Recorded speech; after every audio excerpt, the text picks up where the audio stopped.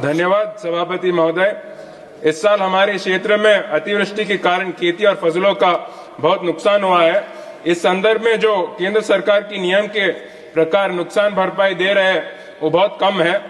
ಕೇಂದ್ರ ಸರ್ಕಾರದ ನಿಯಮದ ಪ್ರಕಾರ ನೀರಾವರಿ ಇರುವ ಹೊಲಗಳಿಗೆ 1 ಎಕರೆಗೆ ಬರೀ 7,000 ರೂಪಾಯಿ ಮತ್ತು ನೀರಾವರಿ ಇಲ್ಲದ ಹೊಲಗಳಿಗೆ 1 ಎಕರೆಗೆ 3,500 ರೂಪಾಯಿ ಕೊಡ್ತಾ ಇದ್ದಾರೆ। ಇಷ್ಟು ಕಡಿಮೆ ಪರಿಹಾರದಿಂದ ರೈತರಿಗೆ ಏನು ಮಾಡಕ್ ಆಗಲ್ಲ। ಅದಕ್ಕೆ ನಾನು ಕೇಂದ್ರ ಸರ್ಕಾರಕ್ಕೆ ವಿನಂತಿ ಮಾಡ್ತೀನಿ ಈ ನಿಯಮಗಳನ್ನು ಮರುಪರಿಶೀಲನೆ ಮಾಡಿ ರೈತರಿಗೆ ಇನ್ನೂ ಜಾಸ್ತಿ ಪರಿಹಾರ ಕೊಡಬೇಕಂತ।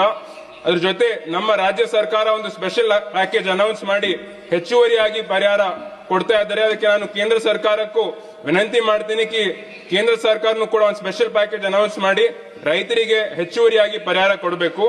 ಅದರ ಜೊತೆ ನಮ್ಮ ರೈತರು ಪ್ರಧಾನ ಮಂತ್ರಿ ಫಸಲ್ ಬಿಮಾ ಯೋಜನೆ ಅಡಿಯಲ್ಲಿ ಇನ್ಶೂರೆನ್ಸ್ ಕಟ್ಟಿದ್ದಾರೆ, ಆದ್ರೆ ಈ ಇನ್ಶೂರೆನ್ಸ್ ಸರಿಯಾಗಿ ಬರ್ತಾ ಇಲ್ಲ।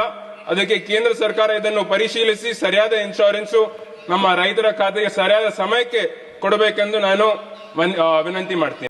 धन्यवाद सभापति महोदय। इस साल हमारे क्षेत्र में अतिवृष्टि के कारण खेती और फसलों का बहुत नुकसान हुआ है। इस संदर्भ में जो केंद्र सरकार की नियम के प्रकार नुकसान भरपाई दे रहे हैं वो बहुत कम है।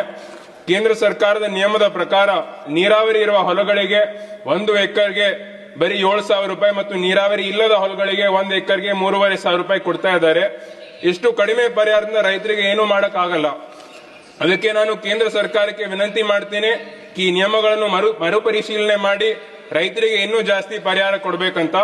ಅದರ ಜೊತೆ ನಮ್ಮ ರಾಜ್ಯ ಸರ್ಕಾರ ಒಂದು ಸ್ಪೆಷಲ್ ಪ್ಯಾಕೇಜ್ ಅನೌನ್ಸ್ ಮಾಡಿ ಹೆಚ್ಚುವರಿಯಾಗಿ ಪರಿಹಾರ ಕೊಡ್ತಾ ಇದ್ದಾರೆ। ಅದಕ್ಕೆ ನಾನು ಕೇಂದ್ರ ಸರ್ಕಾರಕ್ಕೂ ವಿನಂತಿ ಮಾಡ್ತೀನಿ ಕೇಂದ್ರ ಸರ್ಕಾರನೂ ಕೂಡ ಒಂದು ಸ್ಪೆಷಲ್ ಪ್ಯಾಕೇಜ್ ಅನೌನ್ಸ್ ಮಾಡಿ ರೈತರಿಗೆ ಹೆಚ್ಚುವರಿಯಾಗಿ ಪರಿಹಾರ ಕೊಡಬೇಕು। ಅದರ ಜೊತೆ ನಮ್ಮ ರೈತರು ಪ್ರಧಾನ ಮಂತ್ರಿ ಫಸಲ್ ಬಿಮಾ ಯೋಜನೆ ಅಡಿಯಲ್ಲಿ ಇನ್ಶೂರೆನ್ಸ್ ಕಟ್ಟಿದ್ದಾರೆ, ಆದ್ರೆ ಈ ಇನ್ಶೂರೆನ್ಸ್ ಸರಿಯಾಗಿ ಬರ್ತಾ ಇಲ್ಲ। ಅದಕ್ಕೆ ಕೇಂದ್ರ ಸರ್ಕಾರ ಇದನ್ನು ಪರಿಶೀಲಿಸಿ ಸರಿಯಾದ ಇನ್ಶೂರೆನ್ಸ್ ನಮ್ಮ ರೈತರ ಖಾತೆಗೆ ಸರಿಯಾದ ಸಮಯಕ್ಕೆ ಕೊಡಬೇಕೆಂದು ನಾನು ವಿನಂತಿ ಮಾಡ್ತೀನಿ।